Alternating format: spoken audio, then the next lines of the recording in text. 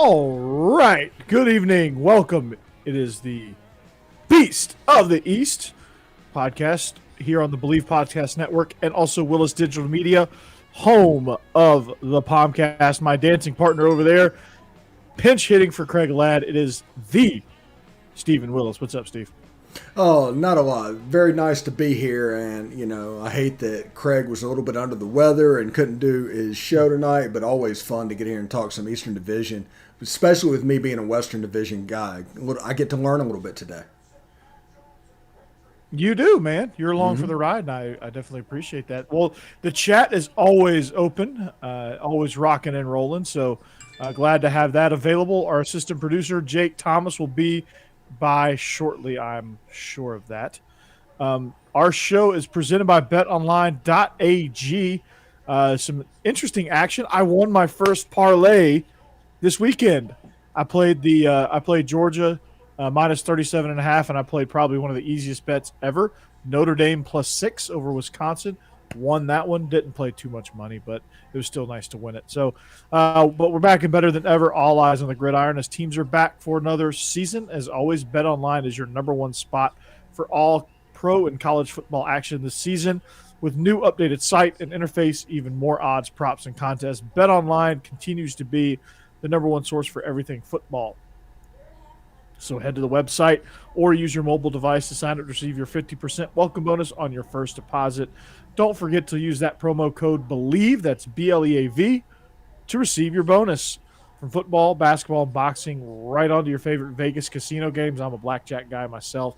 Don't wait to take the advantage of all the amazing offers available for the 2021 season.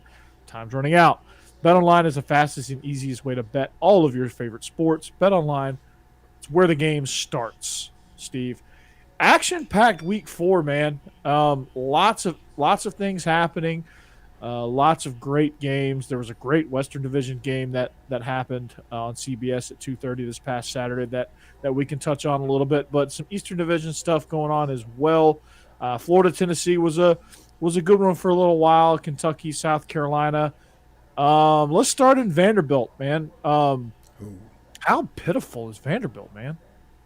It's just a system change. Whenever you go from Derek Mason to any type of modern offense, there's going to be a level of slowness in putting that team together. And that is what is happening to Vanderbilt. For Clark Lee, most schools have a 3-year process to rebuild, or maybe even a 2-year process to rebuild. Clark Lee might have a 5-year process to rebuild. There's between transfers and everything else with that team, there's just a lot that is going on at the moment.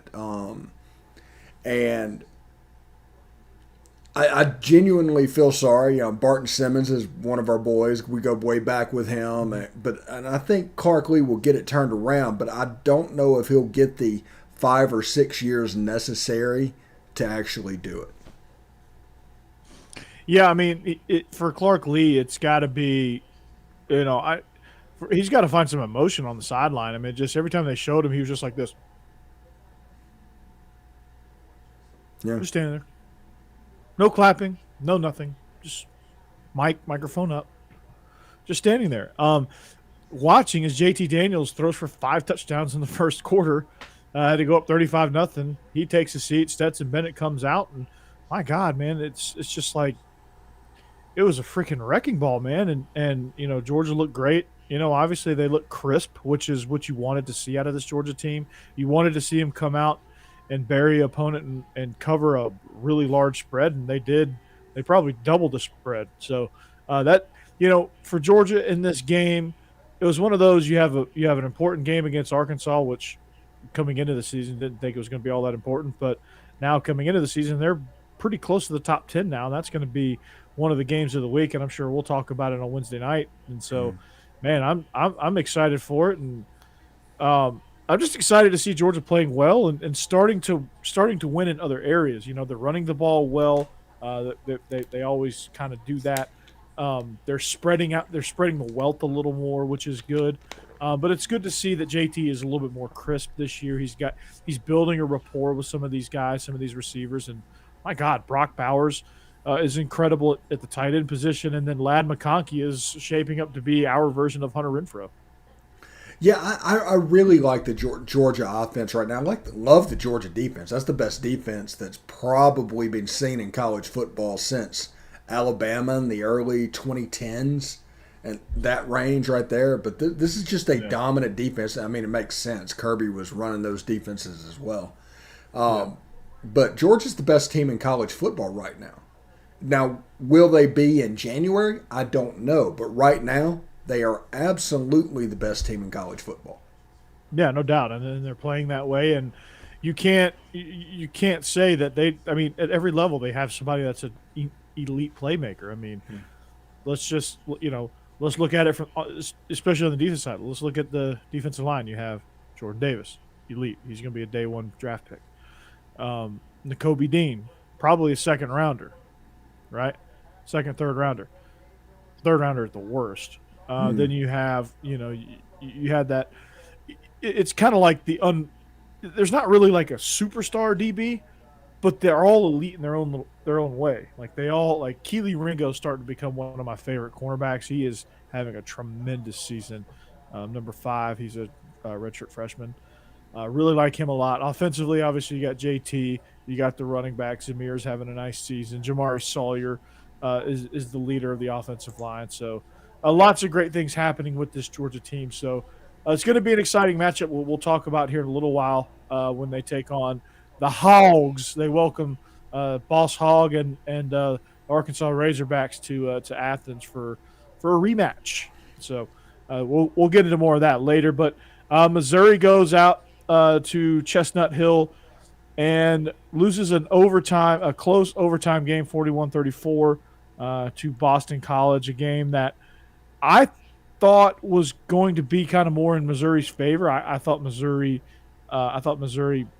matched up well on that, but I just think Missouri had the game won a few times, and then they just couldn't grasp a hold of that victory. And I think part of it was being on the road. Part of it, BC's a good team, and you have to give them credit for it. BC, they have a lot of resiliency, and they're good up front. Mike Vrabel's son is an offensive lineman, draft prospect that plays for Boston College, and they're one of the better offensive lines in the ACC, which I guess is not saying a whole lot, but they are good. They are competitive, and they're a team you can't sleep on. So, what stood out to you on this one? One thing that stood out to me is Missouri has some problems defensively because BC just lined it up and decided to mash you, and Missouri had no answer to that. It's a style of offense that in no way should have scored 41 points. Right. And they just did. They took advantage of Missouri's defense, and Missouri's defense may be built to handle spread offenses. It might be a defense that is more apt to stop an Ole Miss or Mississippi State, but they're going to struggle with the old style. Like if Missouri plays Auburn, I'm curious to see what would happen in that game. Well, TJ Finley would go crazy in that game, apparently. I'm sure Jake and Kevin will chime in on that game tomorrow night on Best of the West. But the chat's open, guys. Let's jump in here and talk. But yeah, I mean, it's just one of those things where Missouri's got to find a way to stop physical teams because that's what they're going to face all in this league. Ole Miss is actually a physically run-based team. They're just a little more flair with it, and they've got the pass off of it and some RPO stuff. Georgia obviously is going to cram it down their throat. Kentucky's going to cram it down their throat. South Carolina can run a little bit. Tennessee can run a little bit. So they got to figure out some answers with teams that's going to line up and smash the ball right at them, and then open some other things up because that's kind of what I see happening. And they just got to do a better job of taking care of the football late and putting away games that should be put away like this one should have been twice. Yeah, and going back to your Florida Tennessee result from there, if Hendon Hooker wouldn't have gotten hurt, Tennessee would have absolutely covered in that game. Whenever Joe Milton came in and played quarterback again, they went back to their old thing. There was no deep threat whatsoever. The accordion shrunk down, and Florida just had everything that they wanted. And the Alabama game, Alabama Southern Miss game, you're like, hey, that's 45.5. That's too many points. They score 2 touchdowns on kickoff returns. If one of those touchdowns don't happen, they don't cover. And that makes me angry. Southern Miss, by the way, is going to be a team Special that's going to teams. be that is going to be really good in like 3 years, but they're Yeah, Will not going Hall, to I be think. there now. Yeah, Yeah, I like Will Hall. I think he takes that Tulane model. I think he's going to make something really special down there in Southern Miss. Just to not to get off topic too much, but yeah, I mean special teams. You got to win the kicking game. yeah. Obviously, you got to cover on kickoffs. You got to do all that stuff. You got to take care of that. That can kill you, and that could make a close game not so close. Yeah, That could blow a game wide open. I think I forget his name. All of a sudden, the wide receiver from Alabama, he's got like 5 touchdowns this year of over Jam- 80 yards. Jamison Williams, Yeah, Jameson Williams, transfer from like Ohio State. yeah, like 5 touchdowns of over 80 yards, 2 kickoff returns, and then 3 in the passing game. That's And insane. I mean, yeah, that's crazy. He's averaging 45 yards per kickoff return. Yeah, it's insane. It's absolutely insane. But um, yeah, going to the Tennessee game, we can jump straight into that. Um, the Gators made plays where they needed to make plays. Obviously, getting after the quarterback is something they were able to successfully do. When they can get pressure on the quarterback, they can knock him down, hit him, sack him. They can force some things. They can force you into some errors that you don't typically make. They can possibly get you to your second string quarterback quickly and put some pressure on him, especially if it's somebody that can't really throw like Joe Milton can. It really kind of makes things easy for Todd Grantham. But that game in no way was secure until Hendon Hooker went out. And I'm not going to lie to you. I am impressed with Hendon Hooker. I was impressed with Tennessee. They're showing me some things that this they get a couple more pieces, and they're like 2 or 3 pieces, maybe 4 away from winning that game this past weekend. Like if they had some of those pieces and Hooker doesn't go down, they probably win that game. Yeah, I absolutely agree. Now, we're going to talk about hope for Tennessee. Understand that this year you're going to go 5-7 or 4-8 Tennessee fans. I mean, that's just going to happen. It's going to happen. Yeah, you don't have the horses this year. You have the scheme. You don't have the horses, and through the transfer portal and whatever's going, the basically free agency in college football, there's a chance to plug those holes up a little bit quicker. So a 3-year rebuild becomes a 2-year rebuild, which is good because you're probably paying that coach a ton of money. So see that there's some hope. I really like that number 8. I can't remember his name, the running back for Tennessee. He Jabari runs hard. Small. No, the other one. Oh yeah, The JUCO, the one that I think he scored the first touchdown on the screen. yeah.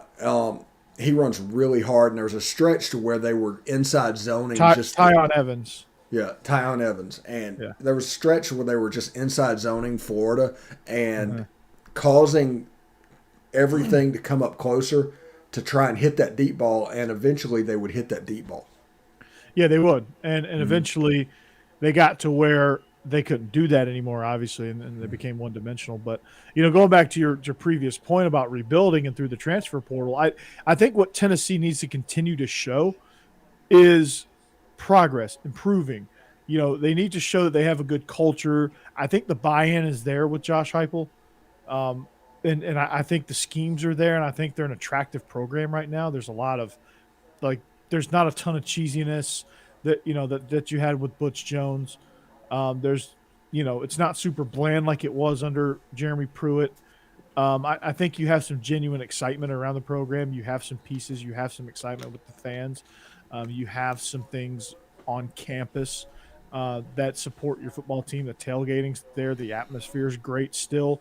So the fans are still supporting, which they're doing a good job of doing that. So if I'm a transfer portal kid and I can't, or I don't want to say I can't, but let's just say Tennessee's more attractive than we thought it was going to be coming into the season. So Heupel's doing a great job. I mean, I think he's right on track.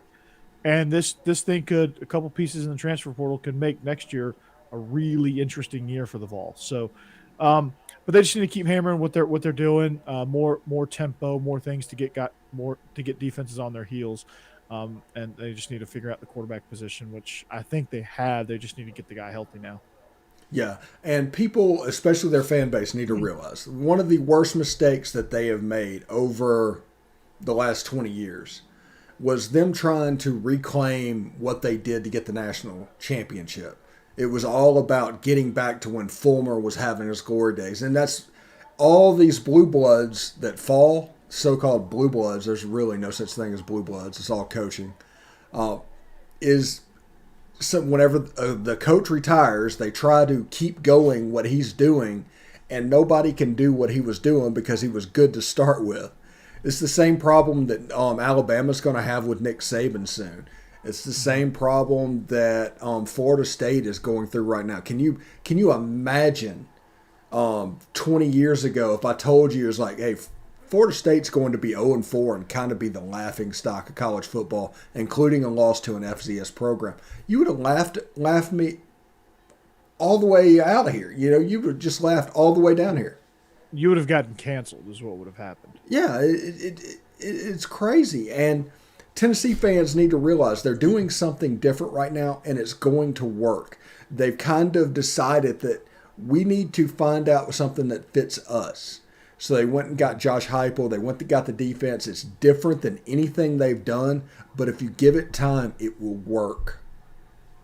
Absolutely, and that's the case right there. I mean, I think once Texas realizes that, Sark is not Mac Brown, they'll be fine. When Florida State realizes that nobody's going to do it like Bobby did it, and you're just going to trust that somebody else is going to do it their own way, they're going to be fine. And they might just go ahead and hire Coach Prime. I don't know. Yeah, I mean, you look at Florida after Spurrier left. There was a couple of years where they were trying to do that, and they really kind of lucked into Urban Meyer, which, yeah. But if it wasn't for him, there was struggle. And then after Urban Meyer, there was more struggle. And just be patient. Understand that everything is coaching. If you got one that's good, fantastic. If you got one that's great, do what you can to keep him. And the way you could really tell that off back is year 2, there is a monumental jump if you have a great coach. If you have a good coach, is going to be an 8-4. He's probably going to be bowling. But if you got a great coach, like Nick Saban in year 2 at Alabama, 12-0, went to the Sugar Bowl. Something like that can take a monumental jump with your guys. And now, I mean, that should be expected almost with the transfer portal and essentially free agency in football. Yeah, I mean, I'm not going to venture out and say Tennessee's going to go 12-0. That's a bit on the high end of the spectrum there. But No. I think going from 4-8 to 9-3 is a monumental jump. I think if you're Tennessee, and they certainly can do that. They have the pieces to do that, and they can certainly recruit. I mean, Josh Heupel's a good recruiter, and he's recruited in this league before, so he knows what it takes. And he's recruited at a place like Missouri, like the years that Missouri won the divisional titles, he was there. He recruited Drew Lock, if I remember correctly, right? He recruited some of those guys. I think he recruited Drew Lock, but I don't know if that was the couple years when they were winning titles. I think that was James Franklin and those guys at Mizzou. Okay, well, nonetheless, he probably recruited Drew Lock, who came in later. But, he recruited some of those guys that were on the championship teams, the Eastern Division championship teams at Missouri back-to-back years. I mean, so he had a pivotal role in that effort. And so, he knows this league. He's familiar with it. And so, and he's familiar with championship football at the level, that he played at when he was at Oklahoma. So, Tennessee, do yourself a favor. Realize you got a good one. Give him a chance, because I think it'll pay off for you, and I think he'll be good. So, also going back to Missouri, BC, real quick, those uniforms by Missouri, they need to keep those. Those were fire. I totally concur with that. Those are incredible. The white block M on the black helmet, love those, and those are awesome, man. Those were I love the font of those numbers. If they could get rid of those all mustard yellow uniforms, I would be okay with that. Yeah, I like the yellow pants and that look. That yellow or that black helmet white jersey, yellow pants. I think that looked really good, and that might have been the stripe on the Yeah. jersey and the pants. Yeah. I just think it looked really good. Yeah, I don't like the all mustard combination, but I do like the yellow jersey and white pants. I think that's a clean look. Um, yellow and white is kind of high schoolish, but or not yellow and white. Yellow and black is kind of high schoolish, but you know, Mustard buzzard. mustard buzzards. Yeah, that's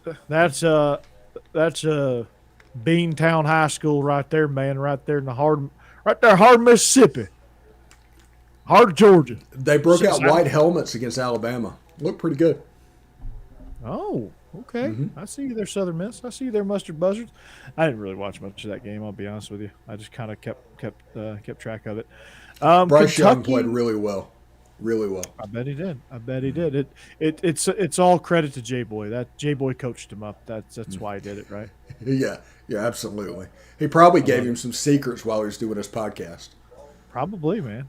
I wouldn't be surprised. So, did you catch much of that Kentucky South Carolina game? I think every time I looked at it, I felt like I was, I don't know, I felt bored watching that Yeah, game. Honestly, yeah. I, I I think Will Levis is Kenny Trill. I honestly think that. I think it's a scheme thing, man.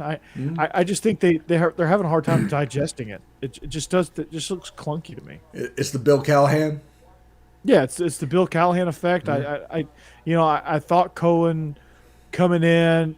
I thought he did a good job in the first game, but I just don't. I don't see the jump with Kentucky. I don't see the pizzazz. I don't see the progression. I don't see kind of the overall goal and the plan and the process of how to get there. I just think I don't know. Like it's hard to put a finger on it, but I just can't figure out what exactly he's trying to do. Well, What's your identity? yeah, one of those things is like I'll just talk about this briefly. LSU added some gap schemes type stuff into their run game against Mississippi State, and it was kind of successful. Yep. But all I could think about was how dangerous that is, because if you do everything, you don't do anything. It's just as easy to do too much as it is to do too little, and you can lose your identity if everything goes on. If you keep adding and adding and adding to the playbook, all of a sudden you're going to lose what you want to be. And I'm LSU did very well. Kentucky is still struggling. They're doing all right in the run game. South Carolina is pretty salty defensively. Yeah. Will Muschamp can recruit defenders. Shocking. But it's one of those things to where South Carolina they play hard for Beamer, but there's not many dudes offensively. There's no Shi Smith over there. They have no dudes. I mean, Josh Van is the closest thing they got, and he's not very consistent. He's prone to dropping some things. He's prone to busting routes. He's prone to just disappearing at times. And as far as Kentucky goes, I think Liam Cohen's just learning. This is going to be a rough go for him. He's learning that you can't put everything in. You can't add pages to the playbook. You could add wrinkles to stuff that you already have, like small things like you run inside zone. Well, there's some window dressing you can add to it. There's a couple of things you can run off of that go hand in hand with that scheme, where you build it kind of from the top down. So you build more depth than breadth. You like my SAT words, don't you? Yeah. But when you start building your offense this way, it gets in trouble because you build it this way instead of this way, and I don't think anybody really ever understands fully the concepts. I think they touch on a little bit of everything, and you can't possibly practice everything in a 20-hour work week, and you're not paying these guys millions of dollars like you do NFL guys to know this stuff. So the expectation is different too. So I think Liam Cohen's learning that the hard way. Yeah, there's not a raw banana out there that can get you out of this one. And Dan Mullen is probably the expert at this. I mean, he does such a fantastic job. He might do 10 things in a game, but he might do it 15 different ways each time. It never looks the same, but he's running inside zone out of 10 different formations. The circus concept, he's got several different ways he can do that. He runs the option based out of all these different formations. So you can't really line up on personnel grouping, or you can't line up on formation and get an idea of what's going on, because he's so diverse doing that. You can teach college kids that. You can't teach them to do 60 plays for a game. Right. It's too many. It's all about how you presenting it and throwing the defense off, and throwing your tendencies off, and getting guys at this level. It's just all about getting guys misaligned. If you can get a guy misaligned by a yard and a half, you got him. Especially on that circus concept. Like if you can, if you get a slight edge, if you get a defender shaded slightly more over than he wants to be, because of formation wise, and because you use motions and things like that, you got him. Like that's what got Georgia last year. I mean, they couldn't figure it out. They had a hard time. And that was Chris Smith's first introduction to playing free safety in the SEC, was going up against Dan Mullen, and they just kept sending that back out. And he could not figure it out. He could not. I mean, you saw him over there. He was frantic. He was pointing around. I mean, it looked like his head was spinning like crazy. And he just couldn't handle it. And that's just because, Dan Mullen found that he could just window dress it and say, okay, I'm going to put them back over here, and I'm going to run him this way, and he's going to go out the backfield. Now I'm going to put him over here, motion him, and then boom. Yeah. And tempo. Tempo is an advantage. Saban hates it.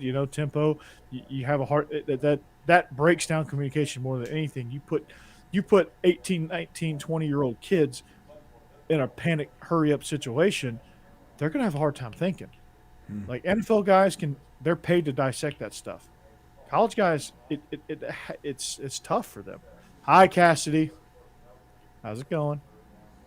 I got a bet with Cassidy over this the Ole Miss Alabama game, by the way. Oh, what's the bet? If I lose the bet, I think it has to be an Alabama T-shirt. I don't have one of them. I might take the background and do an Alabama houndstooth background or something like that. And if Cassidy loses, if Ole Miss wins the game, she has to come on Best of the West and do something Ole Miss related. She should sing "Hotty Toddy Gosh Almighty, Who the Hell Are We?" Flip, yeah, something like that. Oh. It would be fun to play Ole Miss in the SEC championship.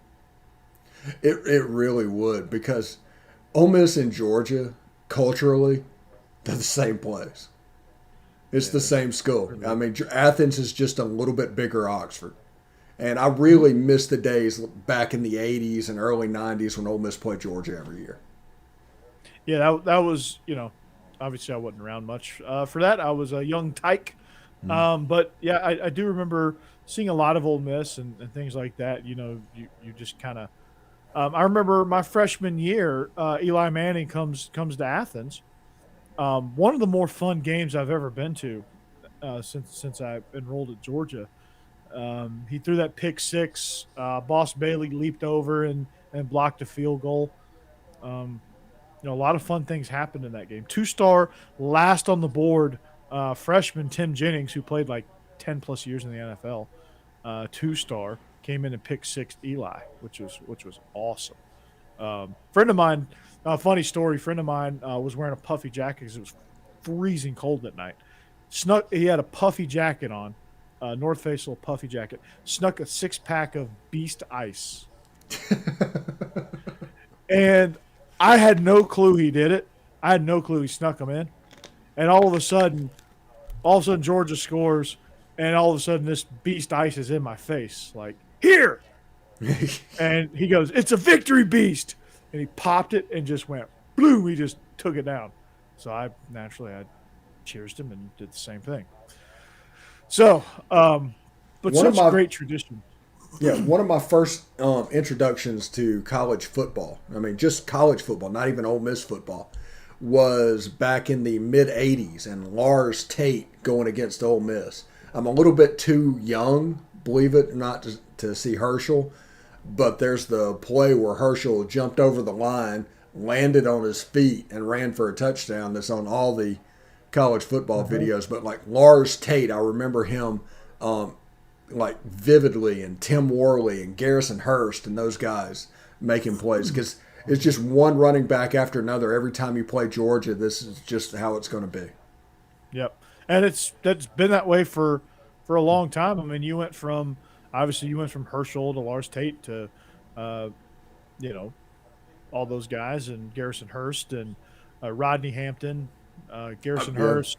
Then you went to Terrell Davis, Robert Edwards, Olandis Gary, who actually had a couple 1,000-yard seasons for the Broncos. Then you went into you had a few down years like Jasper Sanks and some of those guys, and then Musa Smith was a extremely productive running back, no name guy. Then Thomas Brown comes in, and then you have Noshawn Marino, and then obviously you had the run of studs from Gurley to Sony to Keith Marshall to those guys. So I mean it was crazy.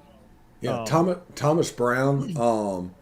When Kendrick Lewis got moved to free safety, this would have been in 2005 2006 timeframe. His first start was in Athens, and Thomas Brown put a juke on Kendrick Lewis, who ended up being an All SEC free safety. He ended up playing the league for several years, but I have never felt so bad for anyone the way I felt for Kendrick Lewis after that juke. It was absolutely crazy. oh, and Thomas Brown, pound for pound, the strongest dude on the team. Like he was like 5'8", 180 pounds or something like that, and dude was like outlifting everybody. He's the running backs coach for the Rams now. That's where he is.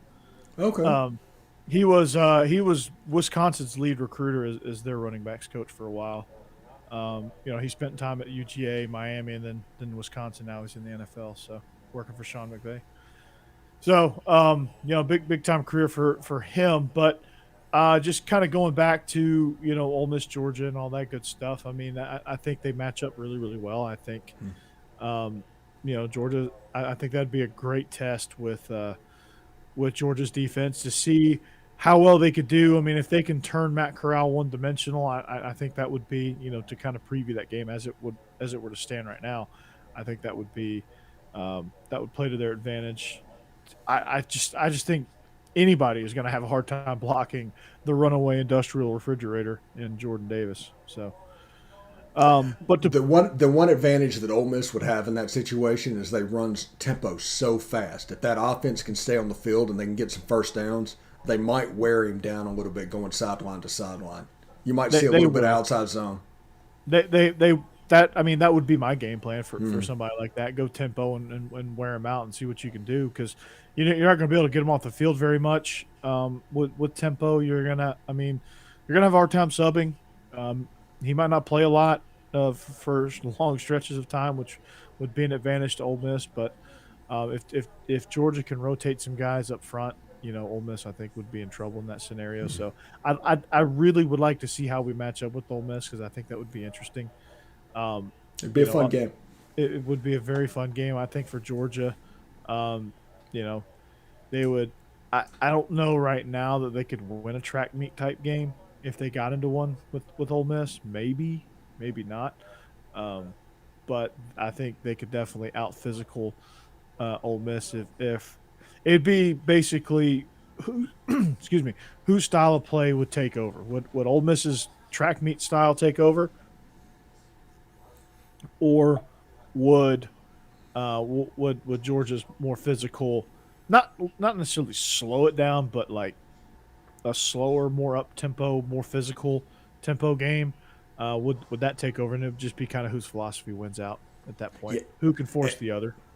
And just think, this is the best team in college football right now, and this team does not have George Pickens and does not have Darnell Washington at this point. Who has been cleared to practice? Okay, but this team has a chance to get so much better. I know.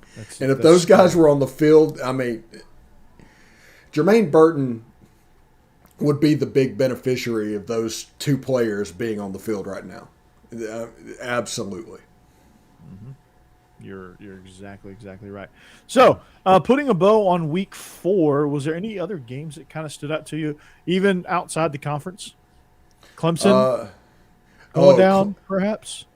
the fact that they are still ranked is a travesty, and it makes the AP poll and the coaches poll look irrelevant. It They're really ranked does. based on reputation at Yeah, this point. they should no way be in there. And Oklahoma being fifth or sixth in the country, I don't care that they're undefeated.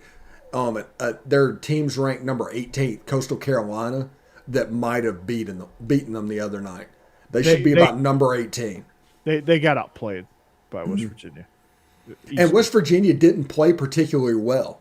I know, that's the scary part. Yeah, the false start on the half-yard line, a bad snap that knocked them out of field goal range. That field goal range, the game would have probably been over if they'd have made that. And also a drop pass in the end zone. West Virginia should have won that game, but they did not make the plays that teams make when upsets happen. And Oklahoma's just not that good, man. They're just not that good right now. They're really not. I mean, Ohio State kind of got back on track. Yeah, Oklahoma's not very good. I think, the fans are really kind of tired of Spencer Rattler. I guess they're wishing he would move on. Yeah, Clemson at this point, they're just ranked on they're awful, man. They're just ranked on reputation. And Guy, I never thought I would agree with that last phrase there. Notre Dame is also overrated.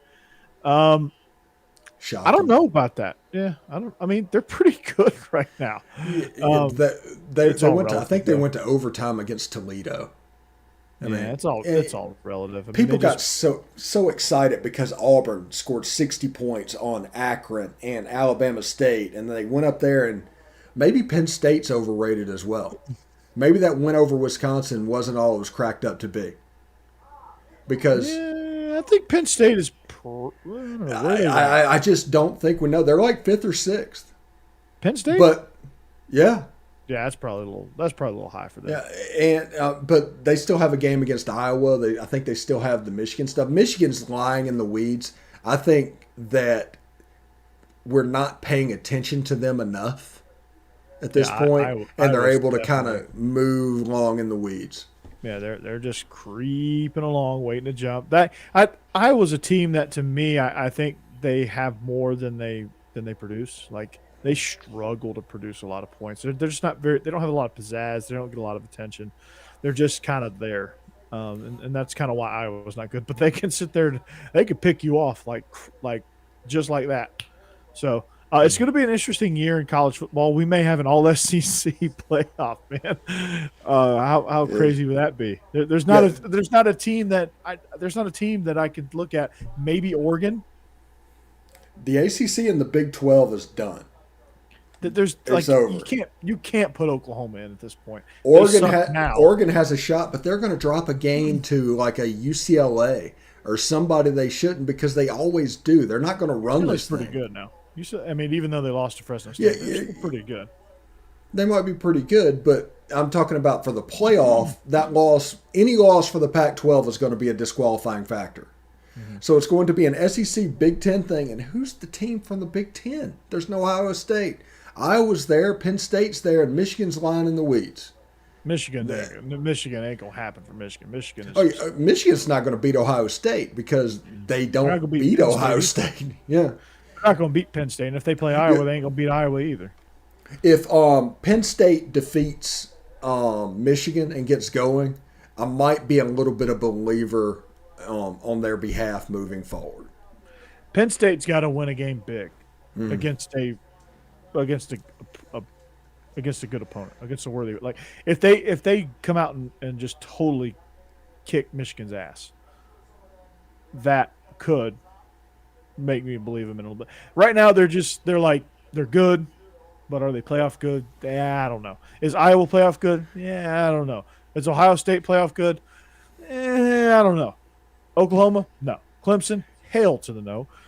Oregon? They've got to play perfectly down the stretch. Coastal's got a chance, man. They got a chance to get in. Cincinnati, if they beat Notre Dame, they're in.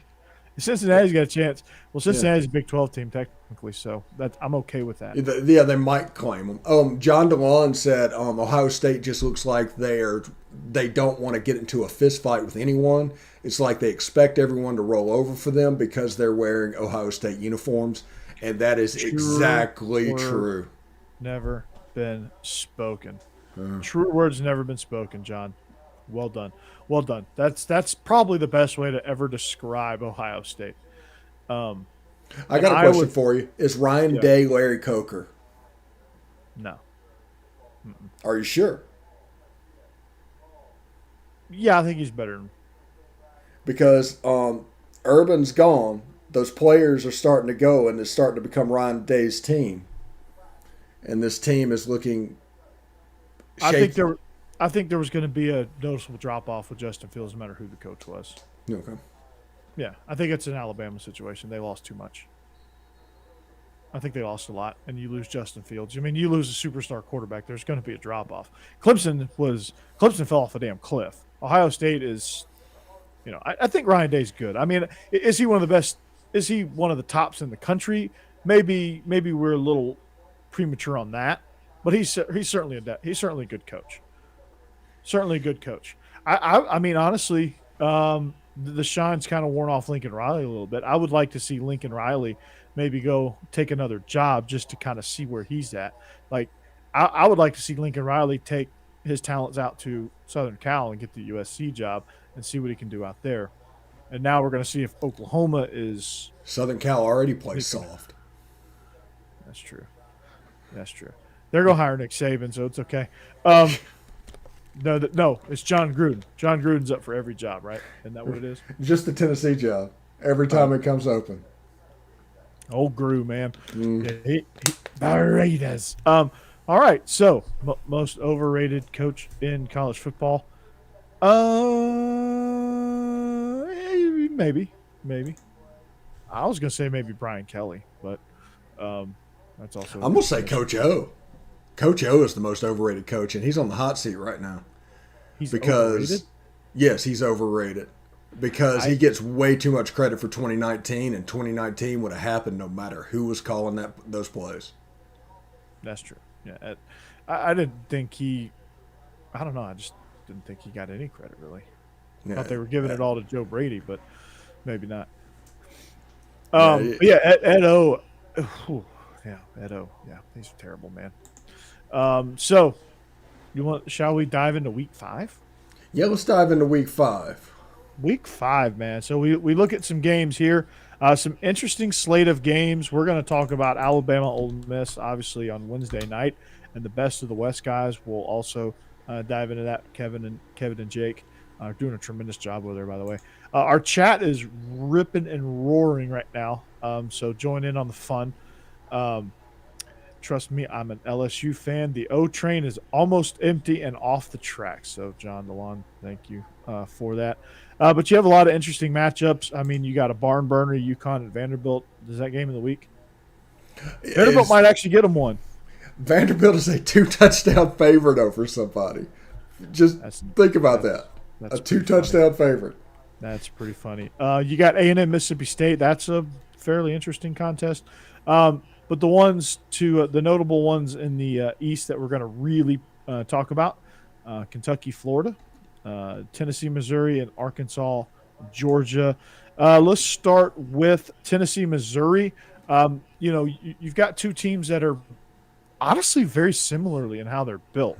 You have a coach that's in year one, and you have a coach that's in year one plus. I kind of count the COVID year as a kind of an odd year. So for Drinkwitz, this is kind of still an extension of his first year because this is his first normal offseason cycle. So he's kind of still in his first year. So you got two teams that are very similarly built in the way that they don't have a ton of depth right now. They are very similar in scheme.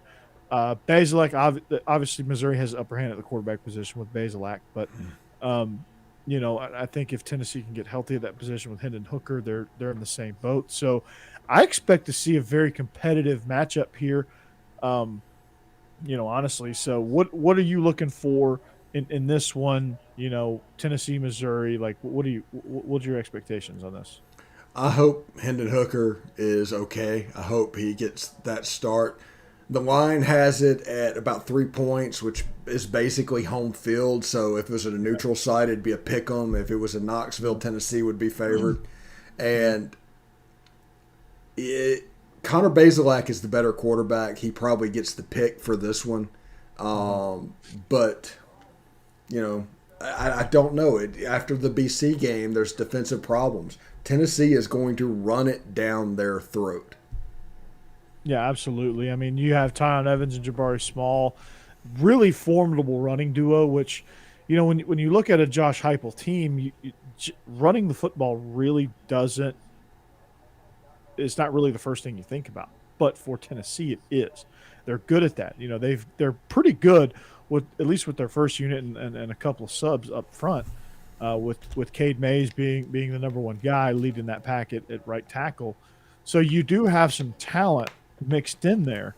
But for Tennessee, they just got to finally kind of put it all together. And this is one of those games where they could sneak up and snipe you if you're Missouri, because Missouri's prone to that. Missouri doesn't do a good job of taking care of the ball. They get lackadaisical in stretches. I think their mental focus, their mental sharpness, or mental toughness, or a combination of all of those adjectives are that's kind of what plagues Missouri. That's kind of what kept them from beating Kentucky, where they had some chances. That's what kept them from not putting away Boston College when they had the chance to twice, and actually losing that game, giving up big plays. They're just not good at stretches in the ball game. They've got the talent to do it. Chisholm is one of my favorite receivers in this league, but he hasn't been very productive for the Tigers. Rushing wise, you got Batty, who only has 400. He has 417 yards, 5 touchdowns. They're okay. Like I said, they do some things in stretches, but not really consistently. Tennessee is building that consistency. Tennessee has a little bit more explosiveness than Missouri, and that's kind of where I'm going to kind of favor the underdog here, because Tennessee's a little hungrier too, I think. Yeah, I think this game could be a lot of fun. Connor Bazelak is one of my favorite quarterbacks in the league. He reminds me of a Matt Corral when he was a freshman or a sophomore, very young guy. I mean, and one of the best passes I've ever seen a quarterback throw was Connor Bazelak last year on fourth down against Tennessee. I mean, it was pretty unbelievable. So I'm curious to see if Tennessee has the depth to close out a game. I know they're going to try. They've been deficient on big plays, and if Joe Milton goes in the game, take Mizzou all day.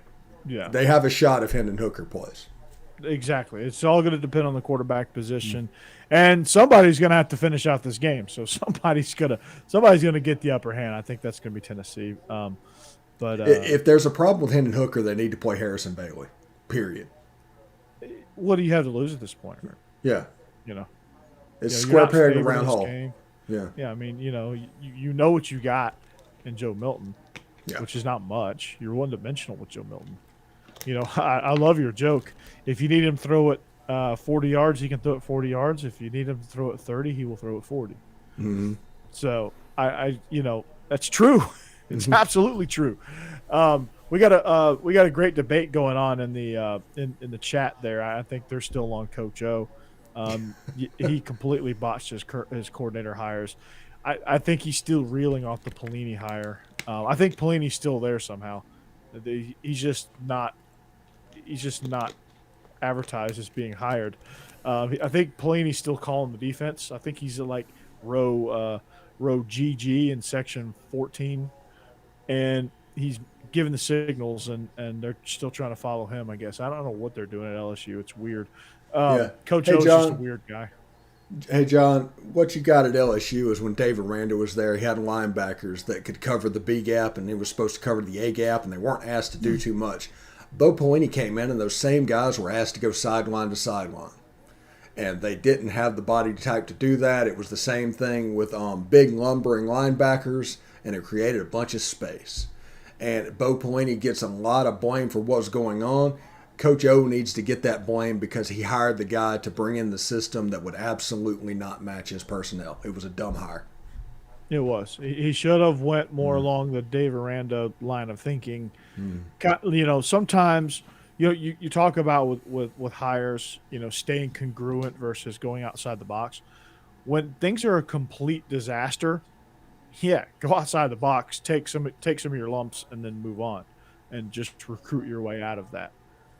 When things coming are off a going national, coming off a coming national off a title national game, championship. where your culture is great, your guys are a complete fit, and your coordinator gets a head coaching job, You need to stay congruent with that hire. See, I'm using SAT words today. Um, Otherwise, it's going to be a disaster. Then you're going to get your butt fired. So, you know, it's crazy. But that's my Coach O rant. But I think Tennessee. Obviously, I really kind of like the way they're playing. I think Tennessee's arrow is pointing up. Missouri's arrow is pointing sideways. They're kind of just stuck right now. They're kind of on a plateau. So if Missouri wants to go next level with their program under Eli Drinkowitz, this is the game. They not only beat Tennessee, they kill them. Like if Missouri, if they want the fan base to buy in to Eli Drinkowitz, this is the game they win by 2 touchdowns I agree at with home that. Absolutely. in convincing fashion. Mm-hmm. If this is a tight game or you lose it, that Drinkowitz train, the next stop could be the last. And the patience is going to run thin with Drinkowitz. Mm-hmm. And he might be taking his butt back to App State, or he might be the next head coach at Louisville if they want to stick with App State guys. I don't know. But they better figure something out fast, right? So, and with the transfer portal stuff, there's no more excuses now. There is no, hey, we're at Missouri, we have a hard time recruiting. We have a hard time recruiting Oklahoma and Texas. No, transfer portal, it's free agency, babe. We got to get it. Yeah, Guy has discovered that YouTube is better than Facebook, and it has transferred over his one-time exemption to do that. And also, Guy, if you hit the bell and subscribe, you'll see that they'll tell you not only that we're streaming, they'll tell you what we're streaming about, and you can decide if you want to catch it live or on demand. It's a pretty good feature. Yeah. Listen to Steve. He's YouTube. I can't talk now. All of a sudden, I use all these SAT words. Now I can't talk. I can't string a sentence together without going blah, blah, blah, blah, blah, blah, blah, blah, without stumbling. All right, so that's Tennessee. Tennessee. This is a big program momentum builder if they win. Missouri, same thing if you win big. But Missouri, you've got to win big. All right. There's a little foreshadowing in the background. You hear those dogs? There's a little foreshadowing. Yeah, that's Archie. What's up, Archie? Hey, buddy. Archie's just getting his opinions in. Archie really loves Coach O. So our next game. Real quick before we go to the next game, I do want to tell everybody that Positively Ole Miss is getting with the Tide Talk podcast guys to do a joint preview on Thursday night at 8:30. That you can come in and participate and have your say of what's going on. So we're going to have Jake Thomas from the Best of the West and his partner from the Tide Talk podcast, Stacy Blackwood. And it is going to be pretty cool. And we're going to live stream it and give you guys a say and get any questions asked what's going on. So I'm pretty excited about that. We set that up today. Oh, yeah, I saw that. I jumped in the podcast earlier for a minute. It was fun. Yes, is it Smokey in the background protesting? That's pretty funny. Yes, he is. He should be because I'm really high on Tennessee right now, which I don't know what's gotten into me. Maybe the sun kiss has gone bad. So at the big grocery bag, Kentucky welcomes Florida. A game that I thought was going to be top billing, possibly this particular week. A game that I thought was going to be for, who gets to take on Georgia to get the upper hand in the East. Not anymore. This game, obviously we come in, the line now is Florida minus 8.5. That game was going to be a Kentucky minus 3 at the beginning of the season. Now you look at it as Florida minus 8.5, and that line could keep climbing. Kentucky, for me, they just got to find some semblance of an identity, whether that be focus on the run, set up the pass, or pass to run, or what are you going to do? What are you trying to do? What is your team good at? Defensively, there's some low scores. So defensively, they're keeping you in the ball game, and I think they will continue to do that. But offensively, what are you going to do? Like, it's obvious. Wandale Robinson and Chris Rodriguez need the ball in their hand. How are you going to do it effectively if you're Kentucky? How are you going to get your crowd at Kroger Field in Lexington when they come over from Keeneland, drunk and happy about winning money on horse races? When they come to your game, what are you going to do to build excitement in that stadium for a school that is basketball, basketball, basketball? What are you going to do? Yeah. Wandale Robinson needs to be a genuine deep threat. John Leggett deep threat in this game, and Will Levis needs to come through. This is where he's made his bones, is on the deep ball, and you need to do it against Florida. It's their only hope. If they think they're going to come in and use Chris Rodriguez and try and run on Florida, they're not going to do that. You got to find a way to make that defense softer, and that is by throwing the ball downfield. Mm-hmm. And yes, is it going to take a few run Chris Rodriguez into a brick wall plays to get stuff set up? Yes, absolutely. Absolutely. You get this defense licking their chops. They're prone to screens. They're prone to deep shots. They're prone to just getting, they're an over aggressive defense. So anything that you can think of that will work against an over aggressive defense will work against Florida. And you can make this game very, very interesting. But to me, I just don't think Kentucky has a lot of confidence. I don't think they have anything they can hang their hat on at this moment. It's very disappointing to me, actually, when you really think about it and look at it. So I don't know, man. Kentucky, they're just going to have to figure some things out. Can they do it against Florida? Probably not. Florida right now, they're in a good space, right? Emory Jones is, I think Emory Jones is playing really well right now. I think he's completing just enough passes right now, just enough big passes to keep this Florida offense going. I really like the way Florida's playing right now. They're getting better each and every week. They're showing me a little something. They went from not covering spreads. Now they're covering spreads. Now they're starting to play more together. And they're well coached. They've always kind of been well coached. And I wasn't sure if Dan Mullen was going to be really, really stubborn, but I think he's doing a good job there. And yes, Cassidy, I am getting a break from picking on me with my Windows 95 stuff. And you know what it was, Steve? What was it? I had and I had a tab open with ESPN, and like the screen went green, Mm-hmm. and then all of a sudden I closed the tab, and knock on wood, I haven't had any issues since. It's crazy. That's Freaking crazy. ESPN ruining everything, man. Becky has started calling you randomly Windows 95 Corey, by the way. Yes, I deserved it, but I think it was every time I had ESPN open, because I close everything else, literally, literally. So Yeah.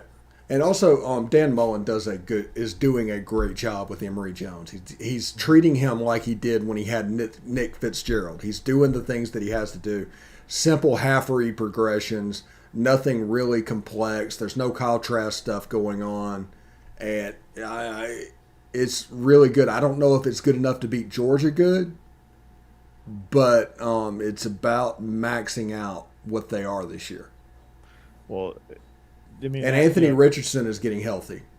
yeah, and they're going to have a hard time scoring on Georgia, but what team has it so far? Yeah.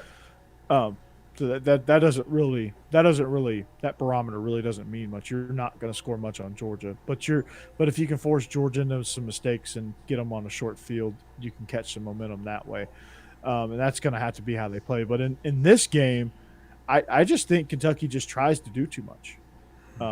Just I think they've got I think the NFL guys either going to have to learn or you got to get back to the NFL. So upgrade to 56K. It doesn't stop. I love it. What would I do without you guys? Cats need to buy a younger coach if they don't compete with Florida and Georgia this year. I think Stoops is doing a good job building defensively. I'd like to see Cohen out another year to see if he figures things out. But I do tend to agree with you on that. They need to get a younger offensive-minded coach if they want to compete and give that a shot. So, they were pretty good with Hal Mummy. They just need to kind of hit. Maybe they need to hire Lincoln Riley when he gets fired at Oklahoma. I don't know. But lastly, and you know what? We'll save our picks. I know it says it down there on the bottom, but we'll save our picks Yeah, till SEC for after the dark. after dark. Um, so we'll end the show with Georgia Arkansas. This is probably, I don't know, if you look at Auburn LSU as possibly, or I don't know, some contest down in Oxford or some contest down in Tuscaloosa. Bama, Ole Miss. Who cares about that game, really? Right? No, just kidding. But Georgia, as far as Eastern Division goes, is the game of the week. Yes, Kentucky can do a lot worse than Stoops, and they have. Yeah, they have. They have. Trust me. Stoops is probably been the best coach they've had. Either him or Rich Brooks. Rich Brooks kind of plateaued out. Stoops took them from the deep dark basement. They were horrible Yeah. when Stoops took over. Like they were like Yukon bad when Stoops took them over. But anyway, Arkansas, Georgia. This game coming into the season, I thought it was gonna, obviously be a cold tub type game. You knew that coming in with a Sam Pittman team. You knew defensively they were going to play the drop eight. They were going to cover the field. They were going to get pressure on you, and they were going to knock you over. What I didn't realize was that Arkansas was going to turn into a top 15 team, in which I think they're slightly underrated. Arkansas is physical. KJ Jefferson has to get the award for most improved in the conference at this point, and probably has a chance of getting Conference Player of the Year for the jump that he made. Obviously, Matt Corral is who he is, but we knew that going into the season. Obviously, JT is who he is. We knew that going into the season. Bryce Young is who he is. But KJ Jefferson, did anybody expect this out of him? I certainly didn't. I thought it was going to be, how can they survive and teach him how to throw accurately? He's figured that out. So, Yeah, I think he's a good quarterback, and he throws a fairly consistent deep ball. His intermediate passing game is not where it needs to be, and that's going to get him in trouble a little bit. And honestly, at least against this defense, it will. yeah, if you look at the second half of the Arkansas game last week against A&M, KJ Jefferson was running around on duct tape, and Treylon Burks got hurt as well. Yeah, and with those two guys, this team is completely different with them off the field. So I want to see if they're healthy. I want to see exactly what their plan is, because Kendall Briles is the guy that made De'Aaron King famous. I mean, all of his NIL, all of his transfer, all of the hype is because of Kendall Briles 4 years ago.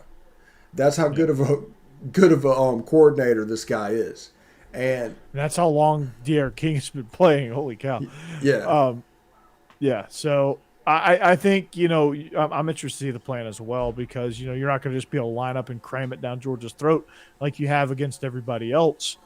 you know, QB power against Georgia, you're in trouble. Yeah, you're in big trouble. Yeah. That defensive front's going to eat your lunch. Nakobe Dean's going to be all over the place. Jordan Davis might break somebody before the season's over. I'm surprised he didn't break somebody at Vanderbilt. I don't think he played a lot against Vanderbilt. I don't remember seeing him too much. But if I'm Arkansas, I find my three best trick plays. Mm-hmm. My three best trick plays, and in the first quarter, I use them all, and try to get a 17-point lead, and let that defense take over. Really, if you think about it, it's the same formula for Texas A&M. Mm-hmm. They jumped on them early because Matt Corral showed the first time you go against that drop 8 defense that they play, you could be in a little bit of trouble. And JT Daniels has never seen that defense. It's a little bit different the way they play. Exactly. And you have to be patient against that kind of defense. And offensive coordinators aren't patient. I'm not patient. I'm an offensive coordinator. I'm not patient enough. I wish I was, but I'm not. So I think for Georgia, they have to be prepared to stop the trick plays. I think if I'm Kendall Briles, I screen Georgia to death, quick screen them to death, get those guys running laterally, and potentially wear them out. I think tempo is something that I use with that as well. Get those guys a little bit tired, and then defensively, I put heat on JT. I heat up JT Daniels because we know he can't move. We just heat him up. because Georgia's going to struggle to run on Arkansas because Arkansas is good in run defense. They're physical. Those guys get after it. Those linebackers, I really love those linebackers. And I think when you look at the way they play, it's tough to move the ball in them. A&M saw that.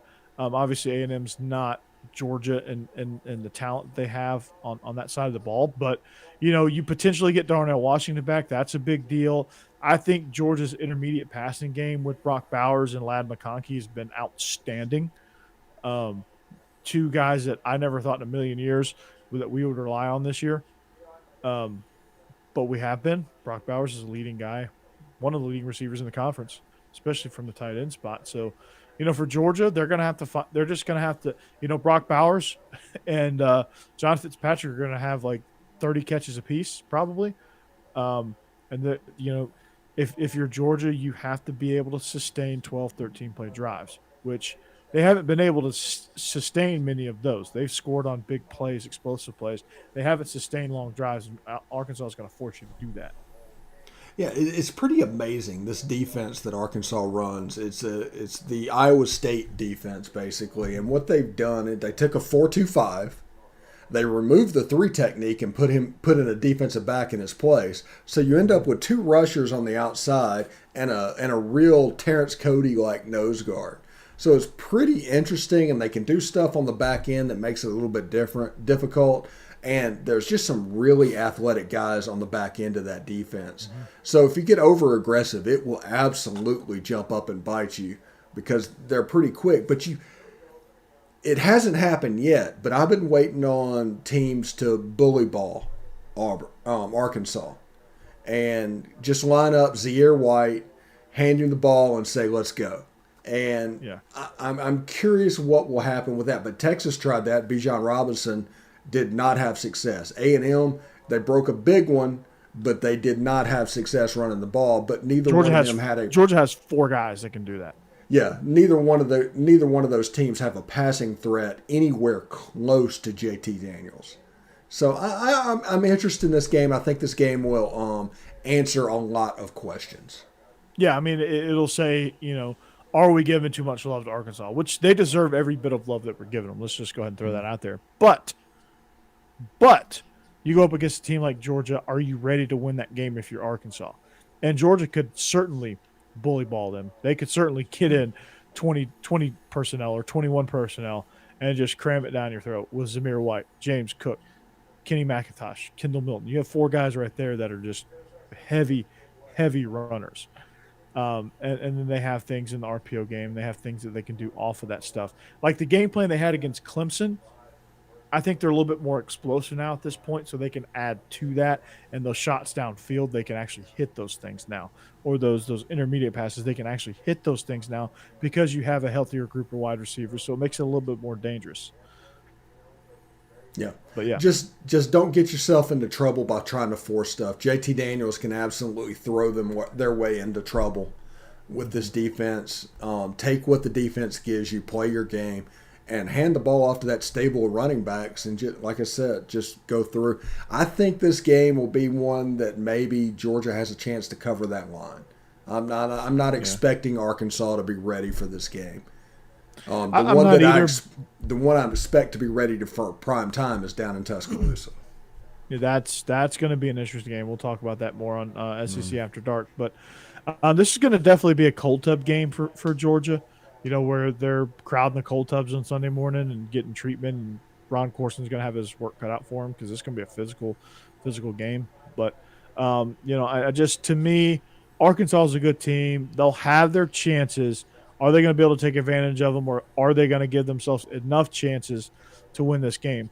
And this game for a team like Arkansas, it can get away from you pretty quick. So they've got to be wary of that. And if it gets away from Arkansas too quick, they could get into a position where they're just reeling. They're having to take chances on defense just to give themselves a chance, and that's when they're susceptible to the big play. But Steve, they're front runners.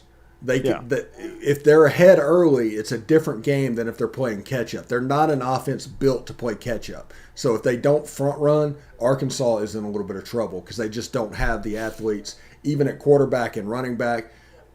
Burks is a hell of a wide receiver, but I don't trust them if they drop down early, and I think they're going to drop down early because Georgia's, like I said, they're the best team in the country.